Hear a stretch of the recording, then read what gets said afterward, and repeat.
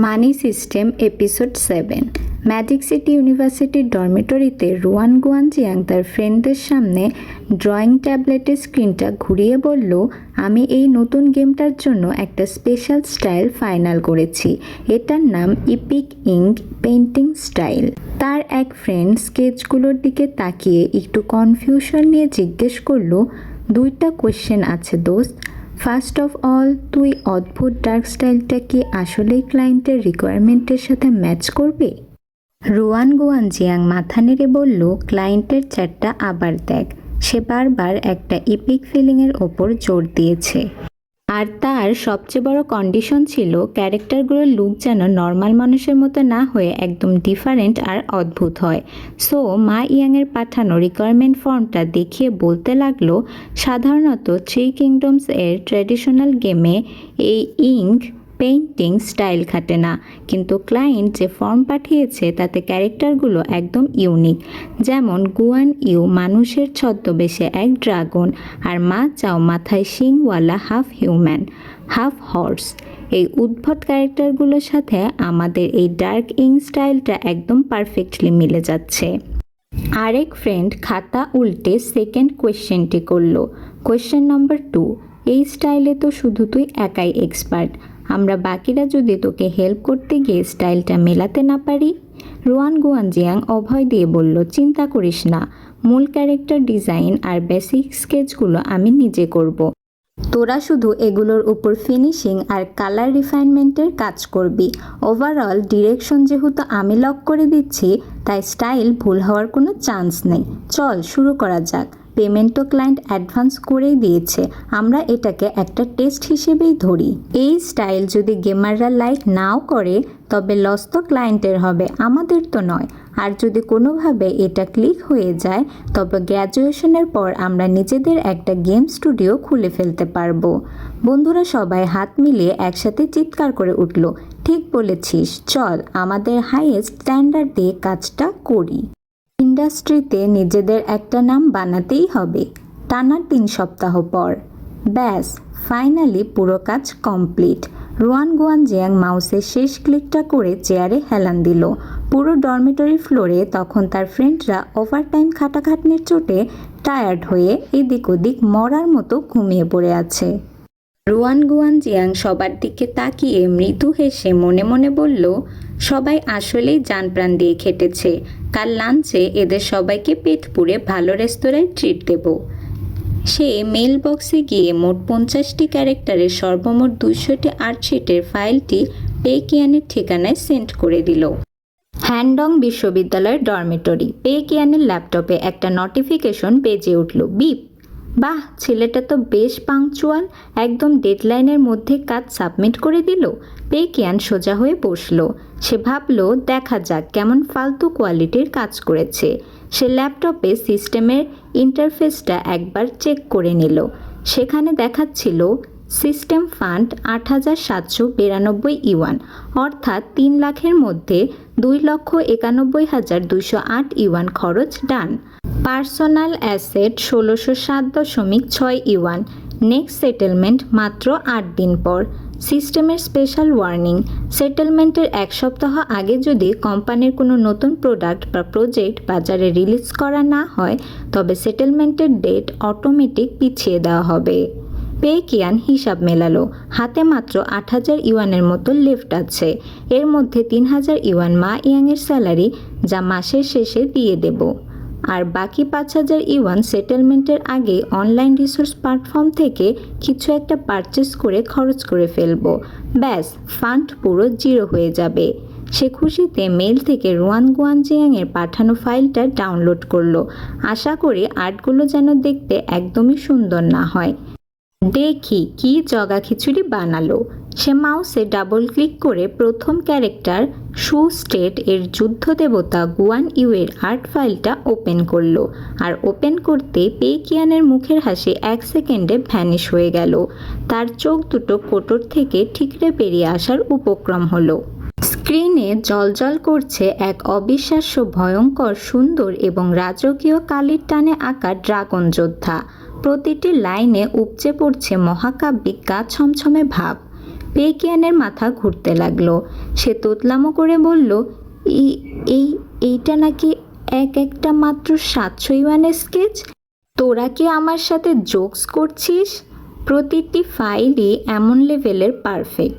এটা আসলে ওই নতুন ছেলেটা ড্র করেছে। ও যদি এত বড় জিনিয়াস হবে তবে ওর প্রোফাইলে সব কিউট ক্যারেক্টার রাখা ছিল কেন? পেকিয়ানের ব্রেইনের ভেতর আবার এক চরম ইমার্জেন্সি মিটিং শুরু হয়ে গেল।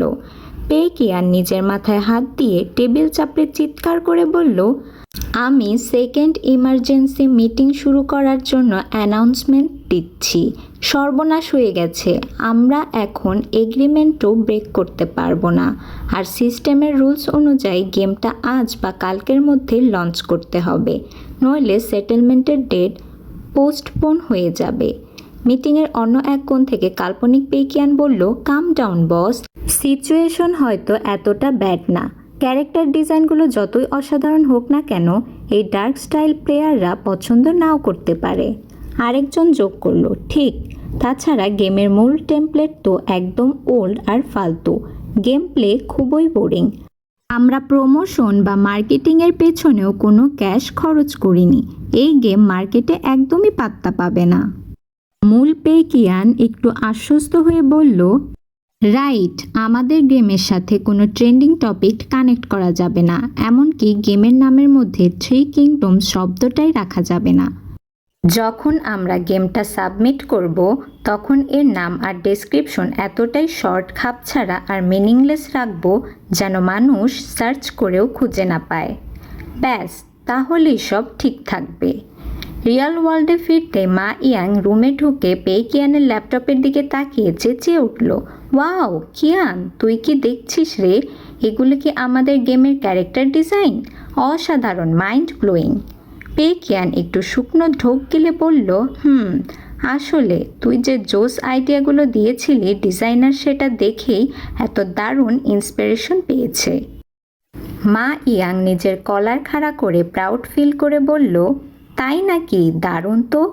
তার মানে গেম ডিজাইনে আমার আসলে একটা ন্যাচারাল ট্যালেন্ট আছে।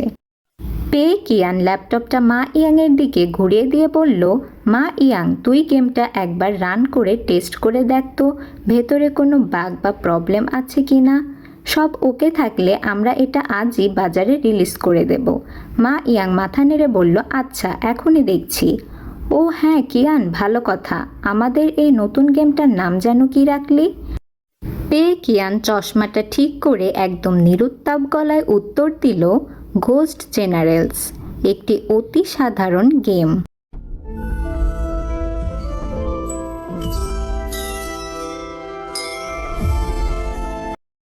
মানি সিস্টেম এপিসোড 8। গত পর্বের শেষে আমরা দেখেছিলাম ডিজাইনার রুয়ান গুয়ানজিয়াংয়ের পাঠানো অবিশ্বাস্য সুন্দর ইপিক ইঙ্ক পেইন্টিং আর্টওয়ার্ক দেখে পেকিয়ানের মাথায় আকাশ ভেঙে পড়েছিল। কিন্তু সিস্টেমের ডেডলাইন আর লসের হিসাব মেলাতে সে কোনো মার্কেটিং ছাড়াই একদম চুপচাপ খাপছাড়া একটা ডেসক্রিপশন দিয়ে গেমটি অনলাইনে রিলিজ করে দেয়। গেমের নাম রাখা হয়েছিল গোস্ট জেনারেলস বা গোধূলির সেনাপতি। ম্যাজিক সিটি বা সাংহাইয়ের একটা জমজমাট রেস্তোরাঁ, টেবিল ভর্তি মাটন চপ আর খাবারের সুবাস। রুয়ান গুয়ানজিয়াং তার পুরো টিম নিয়ে সাকসেস পার্টি করছে। চেয়ার্স দোস্তরা। গরম গরম মাটন চপ থাকতে থাকতে মুখে দে, আজ সবাই একদম মন ভরে খাবি, পুরো বিল আমার। গুয়ানজিয়াং বেশ এক্সাইটেড হয়ে চিল্লাচ্ছিল। খাওয়ার মাঝখানে তার এক ফ্রেন্ড জিজ্ঞেস করল, আচ্ছা গুয়ানজিয়াং, আমরা এবার যে গেমটার জন্য এত খাটুনি খাটলাম ওইটার নাম যেন কি? গেমটা কবে নাগাদ লঞ্চ হতে পারে রে? তুই ক্লায়েন্টকে আস্ক করেছিলি? গুয়ানজিয়াং কোকাকলার গ্লাসে চুমুক দিয়ে বলল, গেমের নাম মেবি গোস্ট জেনারেলস, তবে রিলিজ কবে হবে তা জানি না। ওটা নিয়ে আমি ক্লায়েন্টকে কোনো কোশ্চেন করিনি। ওয়েট, আমি একটু ESRO গেম প্ল্যাটফর্ম চেক করে দেখি। তার আরেক ফ্রেন্ড পকেট থেকে ফোন বের করলো। ব্রাউজারে সার্চ করতেই সে শকড, চেঁচিয়ে উঠল, ওরে বাপরে, গেম তো অলরেডি লঞ্চড। কি? পুরো টেবিলের সবার চোখ কপালে। তুই তো মাত্র আজ সকালে ক্যারেক্টার ডিজাইনগুলো সাবমিট করলি, ফ্রেন্ডটি স্ক্রিনের দিকে তাকিয়ে বলল, দোস্ত, গেমের ডেসক্রিপশনটা দেখ একবার। লিখেছে এটি একটি অতি সাধারণ কার্ড গেম। এত ক্যাজুয়াল ইন্ট্রোডাকশন কেউ দেয়? ও আচ্ছা, শোন, লোনলি ডিজার্ট রোড নামের যে ফালতু গেমটা ভাইরাল হয়েছিল, ওটাও নাকি এই সেম কোম্পানির তৈরি। টেবিলের অন্য একজন বলল, গেমটার প্রাইস মাত্র 10 ইউয়ান। আমাদের মধ্যে কেউ এটা পারচেজ করেছিস? আমি করেছি। নিজেদের এত কষ্টের কাজ কেমন দেখা একটু চেক করা দরকার। এক ফ্রেন্ড 10 ইউয়ান দিয়ে গেমটা কিনে টিউটোরিয়াল পার করে ফেলল। সে বলল, চল ফার্স্ট 10 স্পিন মেরে দেখা যাক কি ক্যারেক্টার ওঠে। স্ক্রিনে অ্যানিমেশন হতে এক ফ্রেন্ড হা হয়ে গেল। হোয়াট?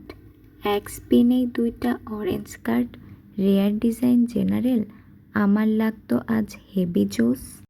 পাশের ফ্রেন্ড নিজের ফোন স্ক্রিন দেখিয়ে বলল, আরে ওয়েট, আমিও তো এক চান্সে 2টা অরেঞ্জ কার্ড পেলাম। আমি তো 3টা পেয়েছি, আরেকজন চেঁচালো। সবাই মাথা চুলকাতে চুলকাতে ভাবলো, গেমটা কি কেবল টেস্টিং স্টেজে আছে বলেই রেয়ার কার্ড ওঠার চান্স এত হাই? তারা গেমের সব বা মল অপশনটা চেক করতে গিয়ে আরও অবাক হলো। এই দেখ, গেম মলে পুরো পার্মানেন্ট মেম্বারশিপ কার্ড ছাড়া আর কিছু সেল হচ্ছে না। ওটার প্রাইসও মাত্র 30 ইউয়ান। আর ওই কার্ড কিনলে দিনে মাত্র একবার 10 স্পিন ফ্রিতে দেওয়া হয়। তার মানে বড়লোকদের টাকা ওড়ানোর কোনো সিস্টেমই নেই। মেগাট্রি কিংডমসের তো ভিআইপি বা নোবিলিটি সিস্টেম লেভেল 8 পর্যন্ত আছে। এই গেমে কোনো নোবিলিটি সিস্টেমই নেই। গুয়ানজিয়ান, তুই একটু মিস্টার পেকে টেক্সট করে আস্ক করতো। মেবি এটা অফিসিয়াল ভার্সন না, জাস্ট একটা বিটা টেস্ট। গুয়ানজিয়ান আর দেরি না করে পে কিয়ানকে চ্যাটে মেসেজ দিল, মিস্টার পে, আমি নোটিস করলাম আপনার গেমে কোনো নোবিলিটি সিস্টেম নেই। মলে আইটেমও মাত্র একটা। এটা কি? গেমটি এখনও টেস্টিং স্টেজে আছে বলে? অফিসিয়াল ভার্সনে কি এই ফাংশনগুলো অ্যাড করা হবে? হ্যান্ডং ইউনিভার্সিটির ডরমেটরিতে বসে পে কিয়ান চ্যাটের নোটিফিকেশন দেখল। টুং! সে একদম কোল্ড মাথায় টাইপ করল, না, এটাই অফিসিয়াল ভার্সন। গুয়ানজিয়াং রিপ্লাই দিল, তাহলে গেম মলের বাকি আইটেমগুলোর কি হবে? পে কিয়ান লিখল, আমরা শুধু ওই 30 ইউয়ানের পার্মানেন্ট কার্ডটাই সেল করব। ফিউচারেও নতুন কোনো আইটেম লঞ্চ করার কোনো প্ল্যান আমাদের নেই। গুয়ানজিয়াং পুরো তাজ্জব বনে গেল। হোয়াট? কিন্তু কেন? পে কিয়ান মনে মনে হাসল। কেন আবার? তোরা টাকা ওড়ালে আমার লস করার প্ল্যান যে ভেস্তে যাবে। তবে সে মুখে একটু ভাব নিয়ে টাইপ করল, এখানে কেন এর কোনো উত্তর নেই। এটা একটা বাই টু প্লে গেম, টাকা দিয়ে কিনে খেলতে হয়। সেখানে প্লেয়ারদের ওপর জোর করে ইন আপ পারচেসের প্রেশার দেওয়া আমাদের পলিসির বাইরে। সত্যি বলতে ওই 30 ইউয়ানের কার্ডটাও আমি রাখতাম না, কিন্তু পরে ভাবলাম কিছু প্লেয়ারের হয়তো একটু এক্সট্রা হেল্প লাগতে পারে, তাই জাস্ট অ্যাড করে দিয়েছি। গুয়ানজিয়াং এবার গেমের ডাউনলোডের দিকে তাকিয়ে লিখল, মিস্টার পে, গেমের মার্কেটিং বা প্রমোশন নিয়ে আপনার প্ল্যান কি? ডাউনলোডের অবস্থা তো একদমই ভালো ঠেকছে না। আপনারা কি এখনও কোনো মার্কেটিং করেননি? পে কিয়ান এক লাইনে উত্তর দিল, কোনো মার্কেটিং করা হবে না। কেন করা হবে না? পে কিয়ান ল্যাপটপের ওপাশে বসে একটা দীর্ঘশ্বাস ফেলার ভান করে টাইপ করল, আসলে আমাদের ফান্ডের খুব শর্টেজ। এই গেমের টোটাল ইনভেস্টমেন্ট ছিল মাত্র 3 লাখ ইউয়ান। সেটার পুরোটাই গেমের টেমপ্লেট কেনা, আপনাদের আর্ট রিসোর্সের পেমেন্ট, সাউন্ড ইফেক্ট আর ক্লাউড সার্ভার ভাড়ার পেছনেই শেষ হয়ে গেছে। কোম্পানির টাকা একদম শেষ। ম্যাজিক সিটির রেস্তোরাঁয় গুয়ানজিয়াং ল্যাপটপের টাচ স্ক্রিনটা বন্ধুদের দিকে ঘুরিয়ে ধরল। সবাই অবাক হয়ে জিজ্ঞেস করল, কি ব্যাপার গুয়ানজিয়াং, মিস্টার পে কি বললেন? গুয়ানজিয়াং চশমাটা ঠিক করে অত্যন্ত গম্ভীর আর ইমোশনাল ভয়েসে বলল, দোস্তরা, আমার মনে হয় গোস্ট জেনারেলস গেমটার এখন আমাদের খুব দরকার। আমরা ভেবেছিলাম মিস্টার পে একজন বিশাল রিচ ম্যান, তাই আমাদের কাজের দাম না কমিয়ে উল্টো নিজে থেকে বাড়িয়ে ফেয়ার প্রাইস দিয়েছেন। অথচ মিস্টার পে আসলে এত টাকা কামানোর পেছনে ছোটেন না। উনি ওই নোংরা উপায়ে প্লেয়ারদের পকেট কাটার বিজনেসকে ঘৃণা করেন। উনি অনেক উঁচু দরের একজন মানুষ। বাকি ফ্রেন্ডরা আফসোস করে বলল, গেমটা আসলেই জোস, কিন্তু প্রমোশন বা পাবলিসিটি ছাড়া একটা ভালো গেমও তো মার্কেটে টিকে থাকতে পারে না। মিস্টার পে কি তাহলে একটা পয়সাও লাভ করতে পারবেন না? গুয়ানজিয়াং টেবিল চাপড়ে বলল, মিস্টার পে আমাদের সাথে এত ভালো ব্যবহার করেছেন, আমাদের এত অনার দিয়েছেন। এখন আমাদের ডিউটি ওনাকে পে ব্যাক করা। আমি জানি আমরা কোনো বড় সেলিব্রিটি বা পপুলার ব্লগার নই যে গেমটা এক নিমেষে ভাইরাল করে দেব, কিন্তু বড় বড় নামকরা আর্টিস্টদের সাথে আমার একটা গ্রুপ চ্যাট আছে। আমি সেখানে রিকোয়েস্ট করে দেখব যদি তারা আমাদের এই আর্টওয়ার্কগুলো একটু শেয়ার করে হেল্প করে। এদিকে হ্যান্ডং ইউনিভার্সিটির ডরমেটরিতে পে কিয়ান গেমের ড্যাশবোর্ড চেক করছিল। সে দেখল রিলিজের পর অন্য গেম যেখানে হাজার হাজার ডাউনলোড পায়, সেখানে তার গেমের ডাউনলোড সংখ্যা মাত্র 12। মা ইয়াং পাশে বসে মুখটা বাংলা পাঁচের মতো করে বলল, কিয়ান, আমাদের গেমটা কি আসলেই এত ল্যাম্বা ফালতু হয়েছে? কেউ তো দেখছেই না রে। পে কিয়ান তার কাঁধে হাত দিয়ে পরম সান্ত্বনা দেওয়ার ভান করে বলল, আরে নো প্রবলেম দোস্ত, নতুন গেমের ক্ষেত্রে এমনটা প্রায়ই হয়, জাস্ট একটু পেশেন্স রাখ। মা ইয়াং রুম থেকে বের হতে পে কিয়ান মনে মনে খুশিতে ডান্স দিতে লাগলো। সে ভাবল, ধুর বোকা, গেমের কোনো প্রমোশন বা এক্সপোজারই নেই, ডাউনলোড কোত্থেকে আসবে? 3 ঘন্টা কেন, 3 মাস গেলেও কেউ এই গেম খুঁজে পাবে না। আর এই অবস্থা নেক্সট সেটেলমেন্টের ডেট পর্যন্ত কন্টিনিউ করলে আমার অ্যাকাউন্টে পুরো 3 লাখ ইউয়ান চলে আসবে। লাইফ একদম সেট। সে মনের সুখে এক গ্লাস পানি মুখে নিয়ে গিলতে যাবে, ঠিক তখনই, কিয়ান, কিয়ান, ওরে সর্বনাশ হয়ে গেছে। মা ইয়াং দরজায় ধাক্কা দিয়ে হাঁপাতে হাঁপাতে রুমে ঢুকলো। তার চোখ মুখ উত্তেজনায় ফেটে পড়ছে। পে কিয়ান পানির গ্লাস হাতে নিয়ে বলল, কি হয়েছে, শান্ত হয়ে বল। মা ইয়াং ফোনের স্ক্রিনটা পে কিয়ানের নাকের ডগায় চেপে ধরে চিৎকার করে উঠল, আমাদের গেমের ডাউনলোড রকেটের স্পিডে উপরে উঠছে। আর কমেন্ট বক্স দেখ, সবাই দলে দলে 5 স্টার রিভিউ দিচ্ছে। থু। পে কিয়ানের মুখের সব পানি মা ইয়াংয়ের মুখের ওপর ছিটকে বের হয়ে গেল। সে চোখ বড় বড় করে তোতলামো করে বলল, কি কি বললি তুই?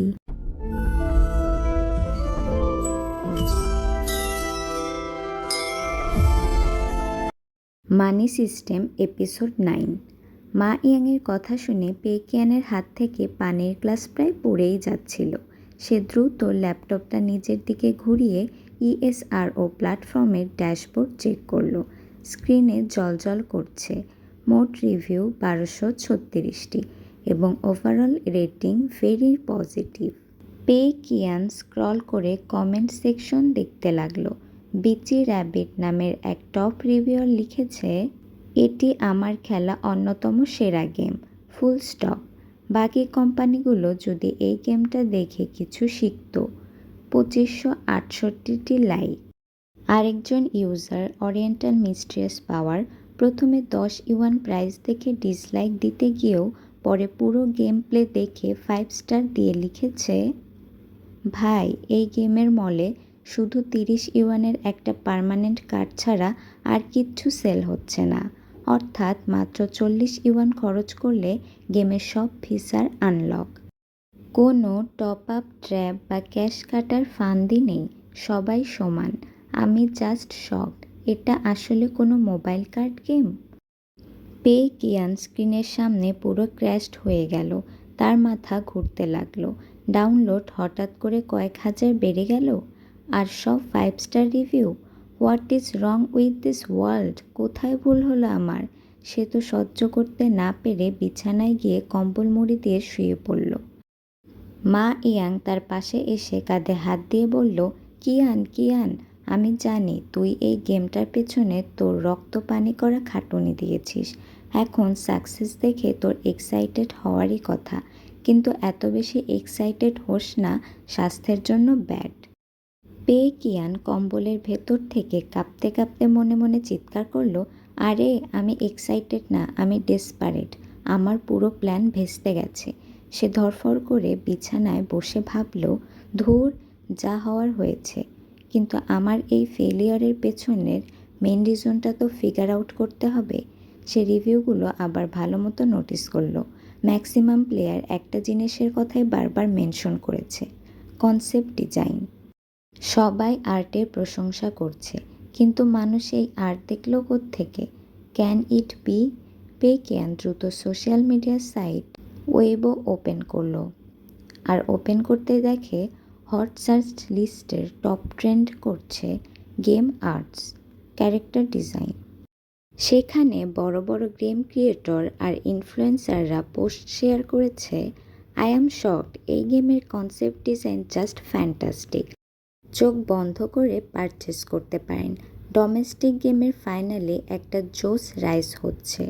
আর এই সব কিছুর রুট ছিল ডিজাইনার রোয়ান গুয়ানজিয়ানের একটা পোস্ট, যেখানে সে লিখেছিল, গোস্ট জেনারেলস, এখানে আমার করা কিছু কনসেপ্ট ডিজাইন শেয়ার করলাম। ক্লায়েন্টের চমৎকার গাইডেন্স আর হেল্প ছাড়া এটা পসিবল হতো না। Thanks everyone. হাজার হাজার লাইক ও রিটুইট। পে কিয়ান দাঁত কিরমির করে উঠল, রোয়ান গুয়ানজিয়াং, এই সব কিছুর মূলে এই ছেলেটা? কিন্তু সে কেন নিজে থেকে আমার গেমের এত বড় প্রমোশন করতে গেল? সে আর দেরি না করে কিবোর্ডে খটখট করে গুয়ানজিয়ানকে মেসেজ পাঠালো, আপনি ওয়েবোতে গোস্ট জেনারেলসের প্রমোশন করেছেন? ম্যাজিক সিটের ডরমেটরি থেকে গুয়ানজিয়াং সাথে সাথে রিপ্লাই দিল, হ্যাঁ মিস্টার পে, আমি আমার কিছু ডিজাইনার ফ্রেন্ডকে রিকোয়েস্ট করে পোস্টটা ফরওয়ার্ড করেছি। আমার মনে হয়েছে এত সুন্দর একটা গেম এভাবে হারিয়ে যেতে পারে না। আপনার 3 লাখ ইউয়ানের পুরো ফান্ডই আপনি গেমের ডেভেলপমেন্টে খরচ করেছেন, কোনো মার্কেটিং বাজেট রাখেননি। আপনার এই সততা দেখে আমার ফ্রেন্ডরা সবাই খুব ইমোশনাল হয়ে পড়েছে। তাছাড়া গেমের কোয়ালিটিও জোস, আর আমার আর্ট তো ভালোই হয়েছে, তাই রেসপন্স এত পজিটিভ। আমি জাস্ট সামান্য একটু কন্ট্রিবিউট করেছি মাত্র। পে কিয়ান ফোনের স্ক্রিনের দিকে তাকিয়ে একটি শুকনো টাইপ করলো, আচ্ছা, ম্যানি থ্যাঙ্কস। গুয়ানজিয়ান লিখল, মিস্টার পে, কাম অন, আমি বিলিভ করি ফিউচারে আপনি আরও ভালো ভালো গেম লঞ্চ করবেন। আপনার সাথে আবার কাজ করার আশা রাখছি। 1 সপ্তাহ পর সিস্টেমের অ্যাকাউন্ট সেটেলমেন্টের দিন। পে কিয়ানের সামনে সিস্টেমের প্যানেলটা ভেসে উঠল, wealth conversion system, host Pei Qian, loss conversion ratio 1:1, profit conversion ratio 100:1, settlement process শুরু হচ্ছে। System fund 5,14,723.5 yuan, personal asset 224.5 yuan. Pei কিয়ানের বুকটা ধক করে উঠল। গেম রিলিজের ফার্স্ট উইকে নেট ইনকাম হয়েছে প্রায় 5 লাখ ইউয়ান, তার মানে টোটাল রেভিনিউ 1 মিলিয়নের কাছাকাছি। Conversion complete. System fund 5,14,723.5 yuan, personal asset 2,371.8 yuan, plus 2,147.2। Next settlement 90 দিন পর। পরবর্তী টার্গেট ফান্ড 5 লক্ষ ইউয়ান।